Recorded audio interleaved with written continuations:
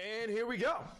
All right. Welcome, everybody. Welcome back to the Little Dicey podcast. My name is Salvatore. This is Matt. We are your co-hosts here at A Little Dicey. And, we're going to be finishing out relatively soon. We've got this episode 13 of the podcast, and next episode next week, episode 14, to finish out our trek through the Dungeons and Dragons 5th edition classes, ranking each one of them in accordance to a very, not very specific, but a certain set of criteria that we like to just sort of identify these classes on whether or not they are any good for you to play in the sense of fulfillment, or, you're just going to feel like shit after that. So, Matt, if you want to maybe just do like a quick summation of like what exactly I mean by that. Yeah, it's a good thing that that podcasting is our favorite terrain. Oh, yeah. It's made the trek much easier. Wow, that was actually pretty solid. I'm very proud of that. Thank you. That's very good. Yeah, dude. So we're doing a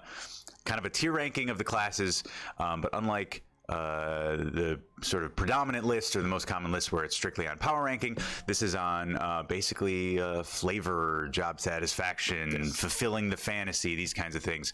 So this week we're going to be talking about the Ranger, and when we think about what we expect a Ranger to be and be able to do and feel like, we're going to take a look at how the mechanics, how well the mechanics support that expectation, which is ultimately kind of going to define how much fun you have with your character in a lot of ways. Absolutely. Yeah. And if you missed last week we talked about the cleric. We decided on a ranking of B tier for the cleric, like high-ish B tier, along with the paladin, I believe it was, right? Or did we go with A? I think we went A. We went, okay, A. Well then, you know what? Why don't we click over to the window, and we can take a look at our actual tier list. So I believe cleric right behind the paladin there, if you want to shift it up to the tier. Yeah. If we want to maybe take a look at this real quick, we can talk about, what we've been going through. So as you can see, we've got our tiers S through F tier. S at the top, obviously, stands for suck, because everyone loves getting a little suck. That's right. And so obviously the two classes that you might be able to see there that Matt and I think are the most fulfilling in the game. They both feel very powerful. You feel exactly like what you want your character to feel like if you pick this class. You don't really have to do a lot of jumping through hoops or, reflavoring or anything. It's all there for you in a perfect, wonderful package, and that is the Druid and the Warlock. These are the two most thematic classes in the game, we thought, Following behind that are A tier. These are all, I would probably say, a good amount of these with just like the smallest amount of tweaking would bump pretty much all of them up to S tier. Like, there were only a few things where we just sort of felt that it was lackluster enough to just, it's not perfect, right? Like Druid and Warlock truly, if you look at these classes, it's just like, these are wonderful, like really great. And then A tier is very, very similar to that. It's just, a couple other things. Maybe they were, some parts of it were maybe a little too simplistic, or maybe some parts of it just, we look at it and we're like, why is this here? You know what I mean? And that happens. We've got the Wizard at the top of A tier. Wizard, I think, is the barrier to entry into S tier, I think, is the sort of like the, if you are, anywhere near the Wizard, you're probably A tier. If you sort of surpass that, obviously, Druid and Warlock, you're S tier. You know what I think, though? Yeah. I think there's too many A tiers here. There are. Well, hey, I think tying this into what we're going to talk about today, I think we're going to fill a slot that we don't have right now. I think we got to think about this. We don't have to do this now. Yeah, well, we'll reevaluate it. I think we got to create a nice bell curve at the end. I think some of these guys might get adjusted, but yeah, it'll be nice. It'll work. It'll make for a really nice 10-minute segment that we can upload onto YouTube. That'll be more consumable for anybody, and we can be like, all right, ranking without explaining anything. You know what I mean? Oh yeah, just be as incendiary as possible. Yeah, it'll be perfect. Yeah, I mean the sort of the poster child of what we're trying to do here is the fact that Bard is F tier. Yes, Bard is F tier. Obviously a very powerful class, and we just shat all over it. So, oh yeah, it was great. Go back and that was our first. That was our first video, episode, right? Yeah, so go back and watch the first. Which goes to show, very, very popular class. All of these classes, in order that we talk about them, are voted on by our community, and so just sort of in the general sense of things, Bard by far was the most popular off the rip because we talked about it first, and then sort of in sequence you could see what classes people were a little bit more excited about as we went down the line. And bottom of the barrel, unfortunately, is going to be fighter next week, which I'm like, dude, I love the fighter class. Like, there are some things about it where it's just like, yeah, whatever, we'll get there. Sure. But like, it's so funny to me that people like, I don't know. It was the last class available. Well, especially since I think Wizards of the Coast kind of treats that class as like almost the default class. It is. I mean, yeah. And I'd imagine it's a very popular class. I know they have that data from like Adventure League or whatever. Yeah. But yeah, you know. Hell yeah. Well, as you can see from the rest of it, we got Barbarian, Artificer, Sorcerer, Rogue, and Cleric all in A tier along with the Wizard. B tier, we have the Paladin and the Monk. C is currently empty, which not to give my final vote away right up in the beginning, even though we talk about this all the time. Yeah.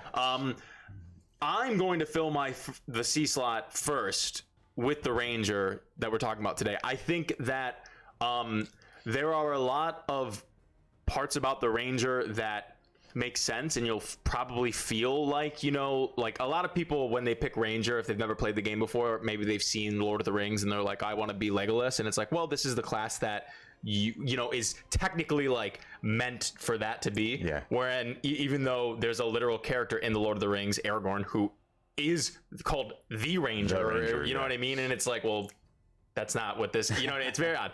Anyways, but I don't think that it's, here's the thing. If we look at like the Monk and the Paladin, I don't think the Ranger belongs in that group. But it's not as bad as the Bard. It's not as so bad I'm like, hey, we got an open slot there. I like the Ranger at C. Yeah, I'll you know, we like to kind of give an initial ranking before we go through the shit. And yeah, I'm happy to put them in C. Yeah. For a lot of reasons that I'm sure we'll talk about. But yeah. Hell yeah. Well, why don't we get started talking about the Ranger? How about that? Get started. You want to, don't minimize it. Okay. Go ahead and just click on to the Streamlabs icon. Yes, perfect. That way it can stay up. Oh, there we go. That way we can see it. Good stuff. Hey, Extra. Good to see you, buddy. Hopefully you're doing well. Can't talk much because yard work. No worries, man. Thanks for joining us. We really appreciate that. Yeah. Mika, good to see you. Garrett, I hope you're feeling better. Hopefully we'll be able to jump into finally jump into our next episode after leaving off a hard cliffhanger on our live game, the Great Nelidian Crown, which you can catch Wednesdays 6 p.m. Eastern Standard Time on twitch.tv/AlittleDiceyDND. But without further ado, why don't we talk a little bit about 5th edition Ranger. Yeah. So we're not going to go into anything involving like revised Ranger or anything like that. It's strictly what's going to be in the 5th edition Player's Handbook. Yep. We're not going to be talking too much about subclasses. We'll be saving that for like separate podcast episodes to really delve into some of these things. What we like to do for these classes, if you've not been here before, if you're watching on YouTube, we also do this live on Twitch. Like I said, Saturdays, 12 p.m. Eastern Standard Time, Little Dicey D&D. We go through sort of like the little write-ups in the Player's Handbook that Wizards of the Coast has written up for us, because it gives us a really good understanding of what they think this class should be, in the sense of just, you know, who these characters should be if you are a Ranger. And then, like Matt said earlier, we go through the actual build mechanically of a Ranger and see like, all right, well, if this is what it's supposed to be, where's this, and this? Yeah. Or, all right, well, you said this, but it's a perfect example. We went through the Monk's flavor text and everything, and they one of the sentence mentioned a monk jumping into a battlefield and deflecting a hail of arrows against them, which is impossible for a monk to do. Right. They have a very small reaction that they can do for a single projectile, and that's it. And that also costs key, all these different problems, which is why it sort of landed monk in the lower B tier. Yeah. So that's a good example of like what we try to look for that will give us an indication of like, hey, you said this. Does it check all these boxes? Yeah, it checks all the boxes and it's powerful. Fuck yeah, that's a druid. You know what I mean? So these are the sections that are supposed to be selling players to play the class, right? Yes. But before we get into that, what do you think the baseline expectation for Ranger is? You already talked about Aragorn and Legolas. Yeah. To me, I think there's a big maybe discretion between what someone might. I think there might be a small thing where it's like, all right, maybe everyone thinks a Ranger uses a bow at the very least. But I think that there's a big discretion on what any one person might be like, oh, I think a Ranger is this, which is going to make this a little difficult for coming in to the game with a certain idea and then reading this and being like, this is not what like Lord of the Rings says, which is sort of the Godfather thing. So I think Game of Thrones maybe changed the perception of like the bow as necessarily requirement for the ranger, just because the Knights of the Wall, or the Watchers on the Wall, or whatever, they would refer to themselves. Not all of them were rangers, of course, but John's uncle was a ranger. Yeah, right? the sort of the higher ups in the Watch, anybody who would go north of the Wall regularly, they were rangers. And so when I think about like Benjen with his like dope ass like I don't know, mace thing, that shit was ill. That flail, that flail, even John and the rest of them, were mostly melee fighters. Obviously they had the archers on the wall, but so I do think that that's another more modern point of view versus the Legolas piece, and obviously Aragorn was primarily a sword fighter. But yeah, what's interesting is, other than those two examples, well, the big example, and Garrett had mentioned it, it's not like huge in the sort of modern fantasy understanding of Ranger. I would actually argue it's much more niche than we might like to think that it is. But I pronounce this character's name as Dritz. I know that's not right. I'm just going. I don't want to like whatever. So Drizzt, Do'Urden. Yeah, I'm just gonna call him Dritz. So Dritz is like Garrett said, Dritz is the quintessential modern ranger, and he does not use a bow practically ever, which is true. It's the dual wielding, like not scimitars, but like swords essentially. Yeah, and then he has his dope fucking Displacer Beast Panther thing. Yeah. So like the one thing sort of in combination that all of these people sort of share is that, yes, they're essentially just fighters, but they all have some aspect of exploration as a part of their not just character, but as a part of their profession and like what they are good at. Like a ranger in Game of Thrones goes out into the north and is the person that you trust to keep you all alive because they know how to traverse the terrible terrain of the north. So there's that. You should be very good at exploring. You should have probably access to good perception, possibly investigation, whatever, and you should be familiar with like the landscape, right? And then you should be able to, you should be able to be specializing in some sort of martial situation when it comes to fighting and all that. And then I guess the only other thing, because you don't really see this in many other things, really only in Dritz or whatever, is some sort of maybe not connection with nature, but ability, and this sort of falls hand in hand with the ability to traverse terrain, have a pretty good understanding of the fauna around you. You know what I mean? Yeah, I mean these are the quintessential like survivalists. I'm blanking, this sort of self-sufficient people. And I think this is where I make my bold ass statement. Go for it. I think we talk a lot about like what we think Wizards kind of did right and did wrong.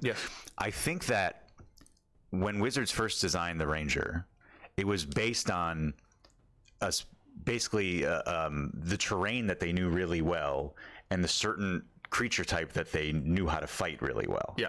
And those things feel incredibly not only like rangery, but also unique. Absolutely. Right? And so that favored terrain and favored foe or favored enemy, whatever it's called, I think it's favored foe as the old one. Those worked really well thematically and gave, in my mind, a reason for the Ranger to exist as like its own thing. And what they realize is that those abilities are dog shit. Because most campaigns don't take place in one specific terrain and don't take place fighting one specific kind of foe.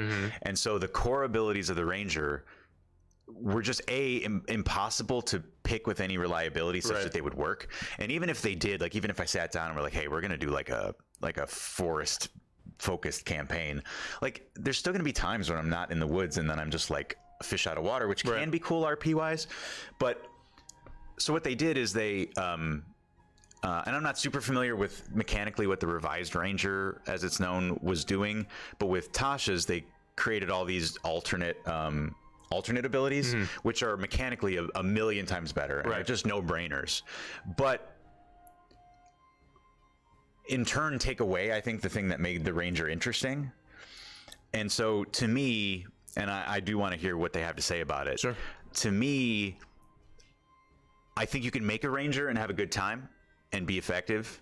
I just don't think the Rangers should exist as a class, because without that terrain-based they just seem like they should be a subclass. They're just like, and I know we're not talking about subclasses a lot, but if you look at the subclasses, I struggle to find one that you couldn't easily accomplish thematically with either a barbarian or a druid or a fighter or even a rogue. Like, it seems like every one of them is just really one of the other things. And so most of the time in D&D, when we see a ranger, what they are is an archery based fighter that has some utility druid-esque spells. And that's fine. I guess, whatever. You know, they're, again, mechanically they're not bad, but I think what makes a ranger interesting and unique just doesn't really work well in the modern game of D&D. And so I think they're always going to struggle to, unfortunately, ranger is somewhat unique in that the thing that makes them feel really good is intrinsically bad mechanically. And the things that make them good mechanically are sort of they just feel more like other things. Right.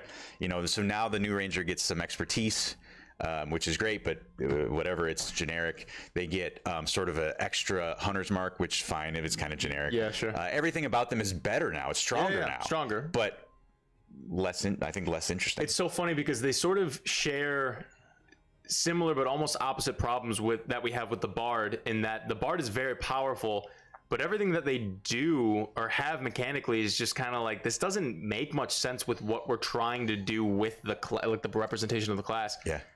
And so that's what put them in F tier. It's like, you can be as powerful as you want. If your shit doesn't make sense, then why would you play this class? Yeah, I think the bard in 5e is currently designed has no identity at all. No. Where the ranger has one identity, but it's just that mechanically it's so bad that they gave you an option that I think still, frankly, has better representative flavor than the bard does. Yes. Which is why I don't think it's even close to F. No. Which is what I'm saying is that that's its saving grace, especially in how we are ranking these things. It's like, yes, you can be. It's very easy to just sort of buff classes in the sense of power. Like, you can just look at things and be like, all right, I'm just going to change this number, or like, you know what I mean? And then things suddenly very quickly become more powerful. And so that's even easier as a dungeon master for you. Like, if your player comes to you and they've played ranger for like 5-6 levels and they're like, hey, like, I feel like this sucks compared to like everyone else is having like a lot of fun and I feel like I can't really do anything. And you go, all right, well, what do you feel like? It's like, well, all these people do all this kind of like damage and stuff, like blah, blah, blah. I feel like I never get to use my abilities. And you go, all right, as a DM, all you have to do, because everything flavor wise really kind of is there with major exceptions, but you just sort of look at it and go, all right, change a few of these numbers and your job's done. So as a dungeon master, I don't have to try too hard. But as a, like, if someone came to me and they were playing a bard and they're like, hey, why doesn't any of this shit, like, I want to do these things, I have to go, all right, well, I have to not just redesign, but I have to like fully map out all of this flavor for you that like, it just really isn't what's on your sheet anymore. And then I have to like rewrite your sheet. You know what I mean? Yeah, the power level is always much more easily fixed by a DM than flavor. A couple points in the chat. Garrett says the ranger should be seen more as an eco warrior. It actually needs to borrow more from druids. I think my issue with that is twofold though. Is one, if barbarian is not an eco warrior, like what is it?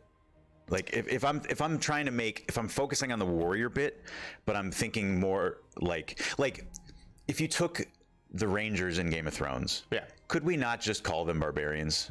The way that they live, the difference being mostly cultural, but like the skill set difference between the rangers and the Northmen is pretty similar, right? They might, well, that's the whole, I mean, that's one of the storylines with John, is that he falls in love with oh my God, with a wildling. And but the thing was, is like he slowly starts to realize, it's like, oh yeah, like all these stories, like, you're just people, you're just like us, and like we also like survive the same, like the North, you have to just do this all the same kind of shit. And it's like, if you look at them and go, all right, well, did they really care about the environment? It was like, no, they really only cared about, like, you know, keeping the realm safe, but in the sense of like mankind. And then the Rangers in Lord of the Rings. Like, did they really care about the environment? No, I would argue that literally none of them gave a shit. And then, like, you know, if you look at Dritz, like, he doesn't fucking care about that either. Like, I feel like any idea of the Ranger that we currently have in just the zeitgeist of fantasy really doesn't have much to do with really the only is like a actual park ranger in real life that like cares, and that's great, and I love that. And if we want to lean into that, I guess, but also at the same time that still falls into that weird space of like, well, we have the druid and we have the barbarian, right, and you can just play a fighter, you know what I mean? Well, so it still has that problem. And there's a couple of things. There's some of the interesting things that you could do with environments or sustainability or whatever. Those things are generally not really supported by the way people play 5e. Right.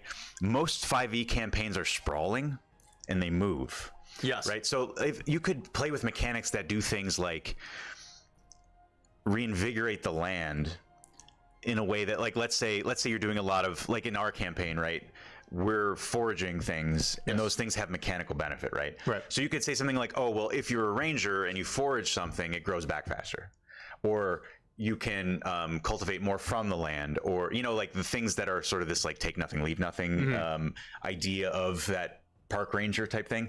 But none of those mechanics will really do much in the way that people play. That's what I mean. There's so much flavor there. It just doesn't work in the game. It unfortunately does not pair well with the way the game is played. And you can lean more into druid. My only issue with that is I do think that it's true that of all of the things people might think of when they think of what a ranger would be, do people really think rangers should even cast spells?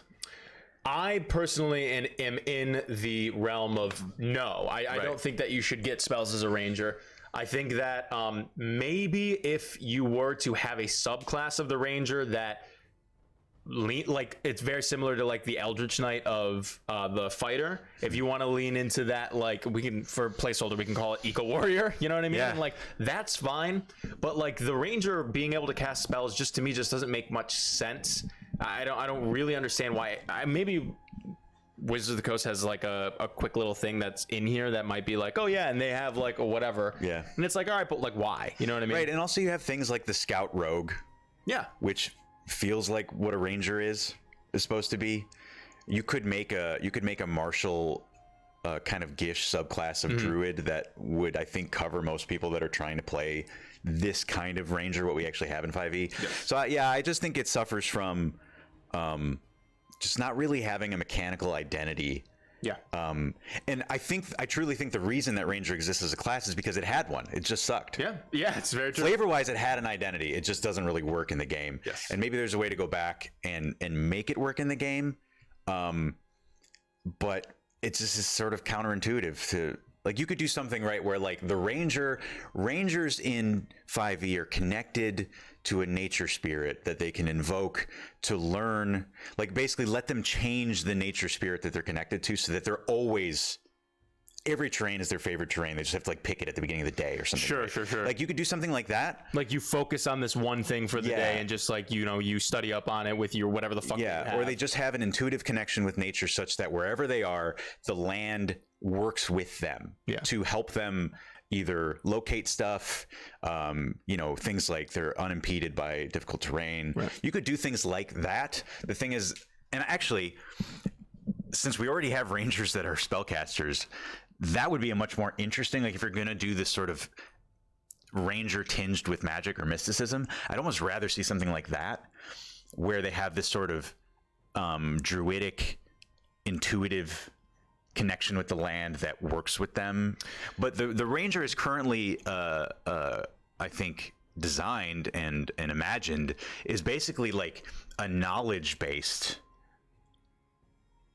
ranger, right? Their knowledge of of, you know, flora and fauna is studied and experiential. It's not intuitive, it's not magical, but then they all can also cast spells for some reason. So it's just kind of like it doesn't really work. Quickly, scratch your eyes out. Asks in the chat, can rangers use crossbows? Yes, they have access. Their proficiencies are simple and martial weapons. So yes, they have access to that. And then Fandom Library, this kind of coincides with what you were saying, says in the chat, they could also be like the monk with magic-like effects, but not often actual magic. And like I I feel that too. I just obviously right now that's not the case. Right. And they actually, I sort of glossed over the first excerpt that Wizards of the Coast has in the class write-up for the Ranger. And there are a couple sentences about that, but they're very vague and just sort of like, just sort of state this. And it's like, and that's kind of it. And there's no, I don't know. I'll read it. We'll go through it. So this is the sort of excerpt from the Ranger class details in the 5th edition Player's Handbook. Yep. This excerpt is titled Deadly Hunters. So firstly, we have a good understanding right off the title. Mm-hmm. It says, Warriors of the Wilderness. Rangers specialize in hunting the monsters that threaten the edges of civilization. Humanoid raiders, rampaging beasts and monstrosities, terrible giants, and deadly dragons. They learn to track their quarry as a predator does, moving stealthily through the wilds and hiding themselves in brush and rubble. Rangers focus their combat training on techniques that are particularly useful against their specific favored foes. You were correct in that earlier. Thanks to their familiarity with the wilds, this is the sentence that I was sort of talking about earlier. I'll say it again. Thanks to their familiarity with the wilds, Rangers acquire the ability to cast spells that harness nature's power, much as a druid does. And that is sort of the bedrock of like why they're able to do that. They're just very familiar with the wilds. Yeah. Their spells, like their combat abilities, emphasize speed, stealth, and the hunt. A ranger's talents and abilities are honed with a deadly focus on the grim tasks of protecting the borderlands. Now, my only thing about that is that, again, I sort of talked about this with the Bard. I talked a little bit about it in the Warlock because I kind of just like the idea of, for specific classes, moving away from the spell slot, basis for spell casting. Mm-hmm. I love the idea that they're so familiar with the wilds and how the fauna move about, and like they sort of take that and then they use it for their own, ways to hunt and to survive and all these things. I love that idea. I think that's a wonderful flavor text for the Ranger, and that sets it apart from the Druid. It sets it apart from the Barbarian in some ways, in which the Barbarian doesn't sort of like, they kind of learn from their environment, but it's not really like they're changing their, like the way that they move about. They just sort of are like, the bear is strong, I am strong, you know what I mean? It's like, sure, that's cool. But the Ranger is like, oh, the bear moves in this specific way, and so I also do that, you know what I mean? Right. It's much more specific. I just wish that it wasn't just like, hey, you're so familiar with like how a bear like hunts, you can cast spells. It's like, I don't know, man. Like, it just, to me, that just is so, it's so much of fuck it. Like, they know so much shit that they can cast spells. It's like, all right, well, like, why is this doesn't make, I don't know. It just feels like there's nothing connecting those two things. And that's unfortunate because I really like the idea. I just don't understand why we can't just get rid of the spell casting and be like, hey, at this level, you spent so much time around fucking, I don't know, panthers in your jungle or whatever that you're in, that you learn Pass Without a Trace. You're so familiar with that you can show your allies in an action like how to like crouch properly, and then you all get +10 to your stealth as you move through. Like, you don't have to cast a spell to do that, you know what I mean? Yeah, there's this weird thing where like when you're trying to create interesting abilities that are almost magic like, what I've found is that a lot of times they start to approach spells that already exist. Yeah. And you're like, okay, I'm going out of my way to reinvent the wheel because I don't want to call this a spell. That's the problem with trying to write or to design a non-spell, essentially spell. You know what I mean? Exactly. Yeah. So what you end up doing is you end up saying like, okay, Ranger learns Pass Without a Trace. They can cast it once per day without expanding a spell slot. It doesn't count. They can cast it without material components. Sure. It doesn't count as a spell for purposes of interacting with it with counter spells and things like that. And you're doing all these qualifiers when you could just be like, they cast spell. Pass Without a Trace. Yeah. But at the same time, it's like, again, why when people think of Ranger, I don't think they think of people that can cast spells. I've never once thought of that. No, I don't think I've never read the old novels. Garrett, if you're still in the chat, did Driss Do'Urden ever cast a spell, or did they just fight and have that connection with the? And if they did, was it because of their heritage as an elf, or was it because of they were so in tune with the land that they were able to cast this spell? Driss only uses magic from Drow heritage. Okay, so there you go. Right. Yeah. And so then the question becomes, and we're going a little bit off the rails with it, a little out of format with this episode, whatever. But it's fine. The question becomes then what is the mechanical identity of the ranger? Because there's always we talk mostly about a flavor identity, which is super important, but something also needs a mechanical identity to exist. And like if we take away spellcasting from the ranger, and we know that a lot of these like favored foe, favored terrain don't exactly work as written. Like, what do we think the identity of a ranger could and should be to justify it continuing to exist? Because again, I could make a fighter and say this dude's been living in the woods his whole life. I take proficiencies in nature and in survival.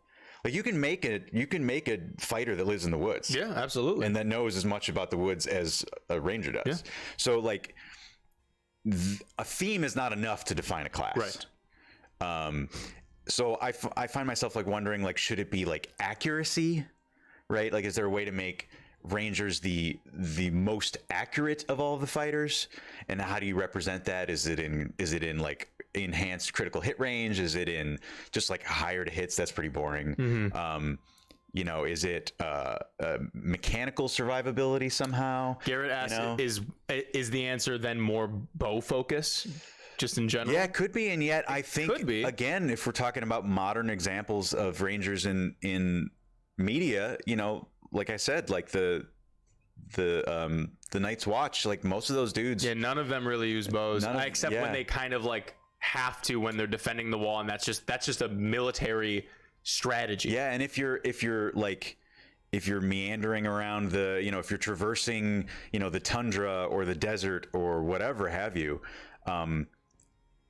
and you get stalked by something, you know what I mean? Like no person who's self-sufficient should really ever rely on a bow anyway, because the reason melee weapons exist is because they're better than ranged weapons at melee range. Yes. So like, Legolas gets a pass because he's an elf and he's basically magic. He's basically magic. Yeah, he's surfed on a fucking shield. Any Outlander, while they may have a gun, they're also going to have a knife. Right. Or whatever. Yeah, right? Yeah. But yeah, I mean, it could be greater bow focus.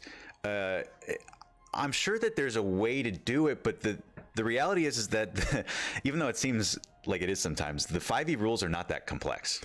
And that's the whole point of them. That's the whole point of them, right? So like all the weapons are basically the same. Yep. All of this are basically the same. Mm-hmm. So like, yeah, you gotta find some piece of the pie that makes them mechanically interesting, and I think that's the thing that they don't have. Right. I agree. Yeah. All right. Well, then let's jump into the class features. We're just going to go through the basic stuff first and just sort of see if that makes sense off the rip, because sometimes you find problems right away with just like the most basic class features, and it's like, all right, well, that shouldn't be there. Also, by the way, I should say that, like, if you designed a campaign that is largely takes place in one or two different wilderness settings, you're actually employing with some rigor rules for drinking water and eating food, and you have some interesting things where you're limiting grit rules. You have interesting things where you're limiting characters' ability to reliably get long rests. Like, there are ways to make the traditional ranger really interesting. Absolutely. Right? If you're gonna do like a 10 episode arc or something, or even just like I mean, one shots are never that. They just are what they are. But I think you could make a campaign interesting for a ranger. Sure. I just don't think most campaigns where people don't track any of that shit. I also would argue, if you're a good enough DM, you can make a campaign interesting for any class. Yes. You know what I mean? And so like, while ranger would be, I would argue, the easiest probably, because all you have to do is pick a few locations and then make most of the people that you're going to be encountering the favored foe. Mm-hmm. And you know what I mean? Like, that's relatively simple to do. But if you're a good DM, you're sort of already doing that throughout the arc. Sure. in which, like, you know, however long you're playing, you look at your character or your players and their characters and go, all right, well, you should touch a base on every single one of them throughout the time that you're playing, right? Whether that be, you know, integrating their backstory or just giving them opportunities to actually use their abilities. However, not everybody is a good DM, and so I understand that. And you don't have to be a good DM; you just have to DM. You know what I mean? Like, you just have to do it, and then make sure people are happy. And there is a difference between like designing a campaign or even a session where like every character gets a moment to shine. Yeah, and the fact that the ranger actually there are rules for needing to eat and drink, and sleep. And all these other things. The thing is most people just ignore them. Yeah, people like just don't use them. So like, I can't blame Wizards of the Coast because the rules are there. I just think most people ignore them because they're deemed kind of unfun or like more shit to track, like encumbrance, right? Yeah, there's already so much going on in the game, right? And then now on top of that, I have to remember to do all this extra shit. Right. It's like I barely remember to do that as a person myself. I barely remember to drink enough water. You know, like what I mean? The 20 strength barbarian gets more powerful if you use encumbrance. Oh yeah, 100%. Right. And so when you talk about like, oh, well, the wizard's the end all be all, like, yeah, but like if the wizard had to prepare spells like floating disc because they had to carry shit, right, that would be a little bit of a drain, a minor one, of course, but in a little bit of a buff to something like a barbarian. Absolutely. But people don't use encumbrance because they think it's boring. Right. Maybe it is, maybe it isn't. And I think that's the case a thousandfold for the ranger. Is these rules actually exist and could make the ranger feel more interesting with their survivability, but most people just don't, bother. And you should reevaluate the structure of your class if that's the case. All right, so class features: hit points, 1d8 per ranger, or excuse me, 1d10 per ranger level. D10. Yes, good. I mean, like, you should be hardy. You should. That makes total sense. Yeah, absolutely. Okay, blah blah blah. Proficiencies: light armor, medium armor, and shields. This also makes sense to me. You want to be able to maneuver maybe a little bit better without having to don heavy armor. You probably want to be able to skulk a bit better. You can't necessarily do that with heavy armor. Weapons, simple weapons, and martial weapons. So basically, you have access to anything weapon-wise. Which, sure, yeah, it's great. Saving throws. Go ahead and give a guess. I love making Matt guess. So one good one, one bad one. This is actually one of the harder ones. One less common one. This is one of the harder ones. I know, right? I'm not even confident what their strong one is. Oh, really? So strong ones are Dex, Wisdom, and why am I blanking? Dex, Wisdom, Constitution. Yes. Could be any of those. Could be. I'm gonna say that they are, I'm pretty sure I'm going to get this one wrong. I'm going to say that they are wisdom and intelligence. Both wrong. Yeah. Both incorrect. And you know what? I don't blame you, though, because the flavor of what we've been given already is that they are so in tune with the land around them that they're able to do the things that they do. Yeah. So that makes sense. Are they like Dex strength? They are Dex strength. Yeah. So it is almost the opposite of what we've been told about them already. Yeah. And it's like, because your conclusion that, well, based on what we know about them, it would make sense that they are wisdom intelligence because they're so in tune with all these things that somehow they've learned to cast these spells or do these things or whatever.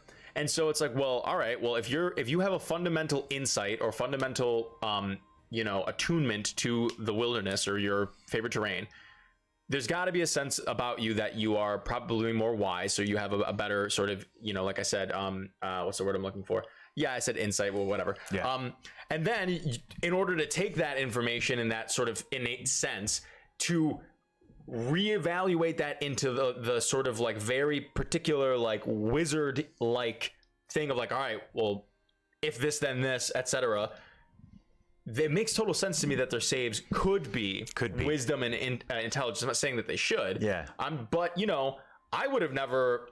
I don't know. My first intuition would never have gone with strength being the lesser thing. Like you said, you have to balance it. So if we're gonna give them Dex, which knowing mechanically that they are more on the side of like martial classes, Dex makes sense to me. And then, if you have to balance it out, like if I didn't worry about balance, to me, it would make sense that it's Dex and Wisdom. But, like we said, and you know what though, like I mean, shit, if there's any class in the game that should have some resilience against like poisons, like Constitution save. Yeah, sure. Like, I feel like it's the Ranger, right? Sure. These are the guys that are out there eating berries and eating shit that they find around, you know, like respect that. Probably more immune to things like disease because they're just out there. Yeah, this is the one class where like basically anything other than charisma, like I could sell myself. But I do think you're right that it tells us that at least where Wizards is coming from, that they're leaning more into the physicality, the things that you would expect Legolas and Aragorn to have. Yep. The physical survivability than sort of the either the magical or the mental survivability. Moving on to the skills. So I'm going to make a quick comment about this. I think that a fundamental problem with the Ranger is that they actually have too much going on, and it's spread across too many ability scores. Yeah, they are multi and that is not good, because you're never going to have enough points in your ability scores to justify doing certain things. So you're forced to either hyper specialize, and then you have to worry about, are these things ever going to come up? Yeah. Or you're like, well, I want to be able to do it all, and you can't. Yep. That's unfortunate. Anyway, so skills. You get to choose 3 from animal handling, which I believe is wisdom. Yep. Athletics, which is strength. Insight, which is wisdom. Investigation, which is intelligence. Nature, which is intelligence. Perception, which is wisdom. Stealth is dex. And survival, I believe, is wisdom. also wisdom. So you've gone through 4 out of the 6 stats, with the exception of Constitution and Charisma. And it's like, most Rangers that I've ever DM'd for, people dump strength and people dump intelligence. Yeah. But a core part of your shit, number 1, you have strength saving throws. Number 2, most of your like skills have to do, or a good amount of your skills at the very least, have to do with intelligence. Well, your nature skill for sure. Yeah. Nature skill, investigation. Yeah. It's just like, those are, I don't know. To me, it just kind of seems like there's a little too much going on, and you might feel spread too thin to be an interesting list. Yes. Yeah. But it makes sense flavor wise if they weren't connected with the specific stats that they're connected with. That makes sense as a Ranger, that you should be able to pick through these things. Yeah, and if you take away their spellcasting, now they don't need wisdom anymore. Exactly. They probably still will take perception. Right. Makes sense, but yeah. Yeah. Equipment, we can skip it. That's fine. Yeah. So first level, this is your fundamental ability. Oh God, Rangers have so many abilities. I think so this is we're gonna be kind of quick about this. You get favored enemy. Beginning at first level, you have significant experience studying, tracking, hunting, and even talking to a certain type of enemy, which is very interesting because you're level 1. When did you get this experience doing all these things? I don't know. Yeah. This kind of feels like, it's so funny to me that like they have the opposite problem where like paladins have. It's like, well, why the fuck would you swear an oath at level 3? How are you not a paladin? Yeah. And doing that at level 1. And the Ranger, it's like, well, how did you get a favored enemy, a favored foe at level 1 already?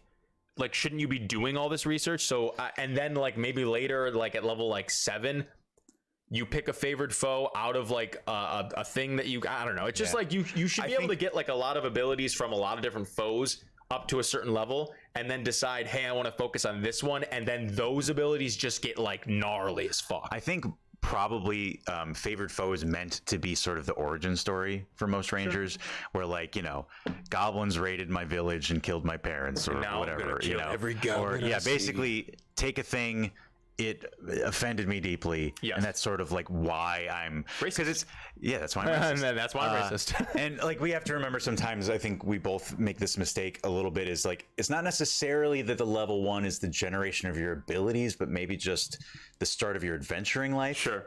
And so the reason you're an adventurer now is because that dragon burned down your house, and now you're like, I'm gonna fuck up dragons. Yeah. Which is rad. Yeah, that's pretty badass. So what do you get for this, you might ask? Well, I'll tell you right now. You basically get to pick a type of monster, type of creature, and that there's a whole list. I'm not gonna go through them all. You have advantage on wisdom, specifically survival checks. These are survival checks to track them. Again, I can probably count on one hand how many times, and I've DM'd for a lot of people. I've DM'd a lot of campaigns, a lot of one-shots. I can count on one hand the amount of times that anyone's ever actually done that. Yeah. That just never comes up. As well as on, okay, again, spread too thin. You have advantage on survival checks to track your favorite enemies, as well as on intelligence checks to recall information about them. That comes up a lot in my campaign, specifically our current campaign, the Great Nillidian Crown. None of you are rangers, but my players always ask me, hey, would I know about this type of creature or whatever, blah, blah, blah, blah. So if one of you were a ranger, this would be very, very useful to you, which is great. So one of these things never comes up. The other thing for me personally always comes up. So that's great. Yeah. However, your intelligence could be a fucking dump stat. Yeah. And then this is irrelevant. You know what I mean? Yeah. Well, and to a certain extent. Sometimes maybe it's mitigating the dump stat, right? It's making you decent at something that you would otherwise be terrible at, which is cool. Just a couple things real quick. Garrett just says level 1, quote, yeah, I like to hunt dragons. Yeah, for real. That's hilarious. You just meet the ranger, and instead of being like, I was a young lad. Yeah. I can still smell the flames. Instead, it's just like, yeah, I like to hunt dragons. Yeah. Hey, so what do you got going on? I like to hunt dragons. I like to hunt dragons. And then, have you played Breath of the Wild? I have not. I have not, no. Extra, neither of us have played Breath of the Wild. Extra was asking if we thought that Link in Breath of the Wild would be a ranger or just a fighter. Oh no, actually no. I know enough about Link and the game Breath of the Wild in general. Yeah. That I would say yes, specifically in Breath of the Wild, because it leans into the open world sandbox-y nature of, that style of game. Yeah. And I would actually go out on a limb to say, this might be a hot take. I think Kratos in God of War, in 2018's God of War, is actually, definitely barbarian, but he took a couple, extra levels in Ranger for sure. And then Atreus, his son, is a Ranger through and through. He actually, I think Atreus is actually a really good example of what a Ranger could be. And it sort of ties into this sort of mysticism about why he could cast spells and stuff like that, which is pretty cool. And see, I don't like that the distinction between who is a Ranger and who is a barbarian is just whether they're strong or not. Yeah. Or does he get angry? You're right. Yeah. Right. To me, I agree with you. There's a character in Magic the Gathering called Garruk or Garuk. I think most people call him Garruk. I just prefer the other because it's more fun to say. Yeah. But he's like a 7.5 foot tall and it's funny. I think he's a human. Okay. But he's basically just a giant of a man that lives in the woods, and he's basically this quintessential barbarian looking motherfucker. Sure. But he's a hunter, and later he gets cursed with this thing that makes him take on this persona of the ultimate apex predator. Oh, nice. Where instead of hunting great beasts in the wilderness, he's hunting other in Magic it's planeswalkers, but basically other wizards, the most powerful beings, the deadliest game. Yes, exactly. But to me, when I look at him, I'm like, that's a strength ranger, because he is a spellcaster, right? He is summoning beasts. He is doing things like spike growth, and he's got the druid suite, but he's also a absolutely ripped, huge fucking mountain of a man with a great axe. Right? I love it. And I've always been like, bro, why can't I make and I know you can make a strength ranger, but it doesn't really work. No. Which again, I just think is well, then if you can't make this work, then why is it a thing? I totally agree. So further with favorite foe, you also learn a language that is spoken by your favorite enemies. Cool. And then at the 6th and 14th level, you get to pick one other favorite enemy and another language. So you get 3 total. Cool. Again, whatever. Natural Explorer. So this is sort of the other side of the coin on this. You're particularly familiar with one type of natural environment and are adept at traveling and surviving in such regions. So this is, like we said earlier, very cool thematically. Here's the problem. This very rarely comes up because either A, you're not in your favorite terrain, or B, even when you are in your favorite terrain, like this stuff is like cool, but like again, this just never comes up. Here are the bullet points of what you get when you're in your favorite terrain. Yeah, what do you get? Difficult terrain doesn't slow your group's travel. Okay. So specifically, that is non-combat situation. I would read that as a DM, unless it specifically said you are not affected by difficult terrain, or you in like your group's travel, right? Yes. Yeah. Your group can't become lost except by magical means.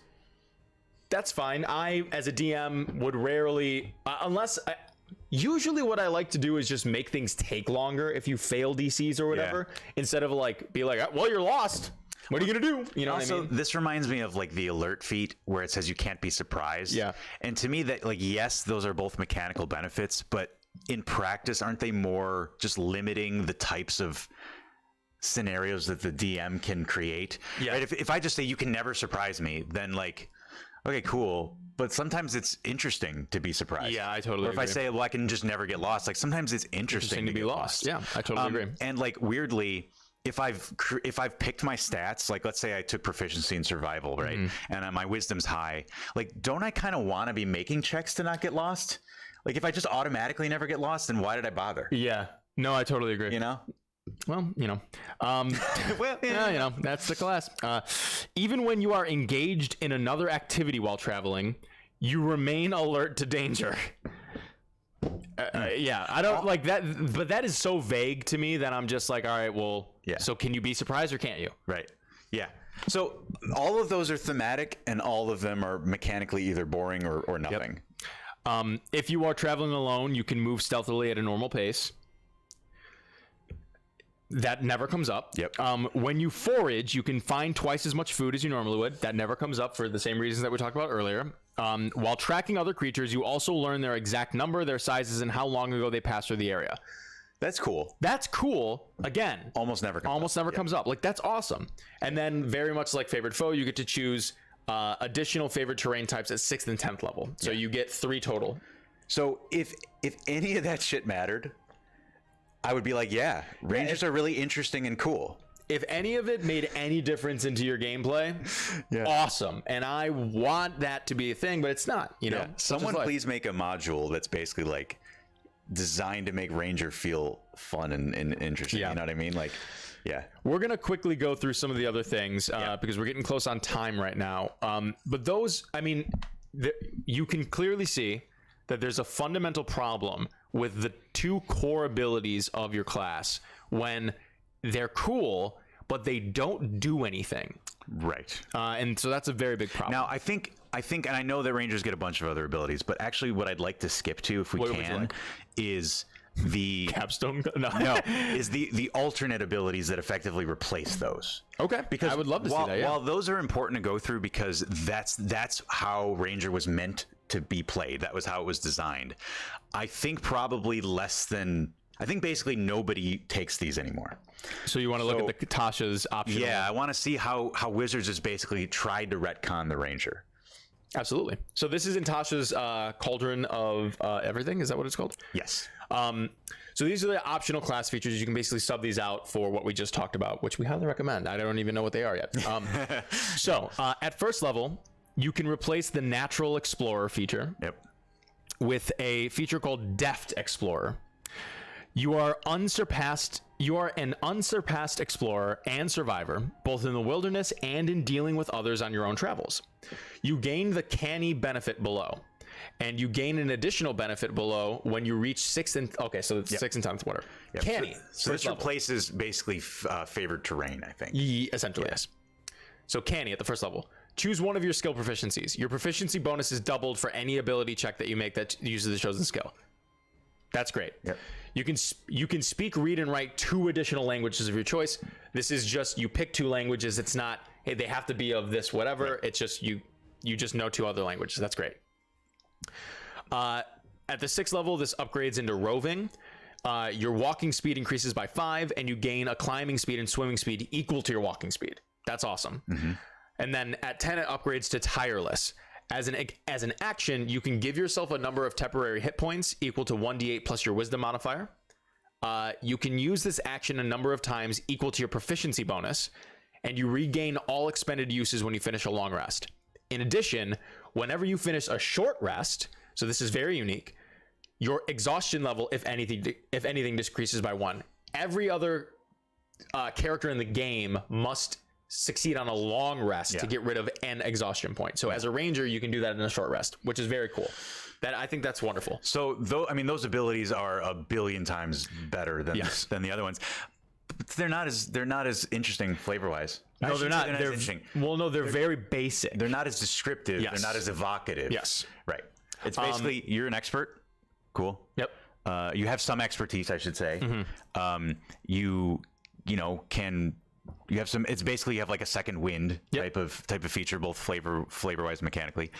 And you instead of having this like I'm not slow, my group isn't slowed, whatever, you actually get an increase in walking speed and you get the climb speed and the swim speed, which is like a billion times better. That's very cool. But yeah, it's definitely watered down from a flavor perspective. I agree. So this is the revised favored foe, essentially. So the original is actually called favored enemy. Okay. This is revised, and it is now called favored foe. Yes. So it states, when you hit a creature with an attack roll, you can call on your mystical bond with nature. So that's great. Mm-hmm. They need to expand on how it is that you have this mystical bond. We don't need to get into that. That is a point where if that was already established, then this is even better. Anyways, gonna continue. You can call on your mystical bond with nature to mark the target as your favorite enemy for 1 minute or until you lose your concentration. So you can pick any one thing and be like, this motherfucker is in some shit right now. Yep. Much more versatile. The first time on each of your turns that you hit the favored enemy and deal damage to it, including when you mark it, you can increase that damage by 1d4. You can use this feature to mark a favorite enemy a number of times equal to your proficiency bonus, and you regain all expended uses when you finish a long rest. This feature's extra damage increases when you reach certain levels, a d6 at 6th level and a d8 at 14th level. So you've now been gifted the sort of versatility that bogged down the ranger from the get-go. Yeah. However, it is at the expense of really interesting, fun flavor and descriptions and like that. Like what we love about the ranger has unfortunately been reduced to, hey, these mechanics suck. Here are objectively better mechanics. Yeah. And now it's just like, all right, well, where was the dope shit that we had before with the flavor and stuff? But unfortunately, that is the predicament that, WotC is in, that they're like, well, they're not strong, so here's a stronger version. It's like, yeah, but like, again, it kind of just feels like this whole fucking class should just be like, just not exist. Yeah. So yeah, I think Ranger could probably be either a barbarian or a druid subclass, depending on how magical you wanted them to be, or even a fighter subclass, depending on how whatever. I wouldn't mind seeing, and I don't know if they would do this in the future. I wouldn't, and I know that you basically in past editions you could take, additional levels and other things, and then that creates a certain specific prestige class or prestige class. Yeah. So not necessarily Ranger being a prestige class. I would love to see sort of the opposite of that, in which there's like a subclass that you can take in multiple different classes, and it's sort of not necessarily the same subclass, but fundamentally the same subclass, and then like maybe like one or two of the abilities that you get from the subclass will say like, barbarian version or druid version, or you know what have you. You know how I think they're going to handle that is now that they're doing these feats with prereqs, I think what we'll see is not necessarily. I don't think they'll do this with Ranger, because it's clear that they're happy with. They're never going to get rid of the Ranger. No, I don't think so. But I think I saw somewhere. I don't remember where there was like a smith feat or something. Okay. Where like you could take the smith feat and it lets you sort of, I don't know, like you can make a basic weapon or you can maybe sharpen your weapon and give it, plus whatever on the next attack, some shit like that, right? But then there's like a level 4 upgrade to that feat. So we're seeing, I think, upgradable feats and things with tiers and level requirements. But so something like that where you could see it, this could maybe be a subclass of multiple different things. Like I could see like Ranger almost being a feat, where like you take the Ranger feat and now you're unaffected by difficult terrain, and you can get some of these Outlander themed abilities that could work with anything, because ultimately the strength of the Ranger is the flavor and not the mechanics, and those are like the fucking chef feat, right? Like any class can be a chef, and I think any class could be someone that lives primarily in the wilderness, tracks foes to kill, lives off the land, knows the terrain. I think it would work really well as sort of maybe an interesting feat or sequence of feats. But that's not the world we live in. Such is life, my friend. Well, that has been the Ranger for this episode. Oh yeah, and they cast druid spells. They cast druid spells, but badly. Yeah, I know, right? Like, what the fuck? Whatever, dude. I'm solidifying my vote for C tier for the Ranger. I don't think it's as bad as the Bard, but I mean, it's clearly not as good or fine as the Paladin. So I think C for now. Yeah, when we take a look at the curve and see, I mean, for me, it might fall. I don't know. I don't know. For me personally, I don't know if I would see it being higher than C. Yeah, I'm struggling a little bit to make it like, I think it's C. Okay. I think it'll be interesting when we look back at some of the other classes, because to me, in a way, Ranger is like a worse version of the problem that Artificer has, where thematically it's really cool, but mechanically the things that you love about it don't really do stuff. Yeah. Like we were really like, oh, Artificer's really cool. Too bad none of these tool things actually do anything. I know. But then we kind of just were like, yeah, but it's cool. So yeah, hey. but fuck it. Yeah. But for Ranger, it's kind of the same thing. Like, yeah, it's cool, but it doesn't matter if you can eat or not. And so I think maybe we might be looking at a few, few things to look back on. Yeah. But I think C is a good place for Ranger. Lovely. Yeah. That's going to be it. Well, actually, before we go, I just want to leave off on this because it's so fucking funny. This is the capstone ability for Rangers. It's called Foe Slayer. Oh yeah. You become an unparalleled hunter of your enemies. Sounds really cool, right? Probably do something super badass. Super badass. Once on each of your turns, you can add your wisdom modifier to the attack roll or the damage roll of an attack you make against one of your favorite enemies.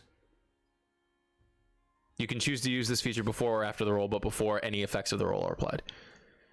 And that is your level 20 feature, my friend. So once on each of your turn. So once per turn. So every turn you get plus 5. If that, well, I'm assuming if that's your, I'm assuming I'm gonna give you the benefit of the doubt. You have 20 wisdom. The thing is, though, there ain't no Ranger that ever lived that had 20 wisdom. No, you're not. But I'm gonna give it to you right now for the sake of argument. Decks, but sure.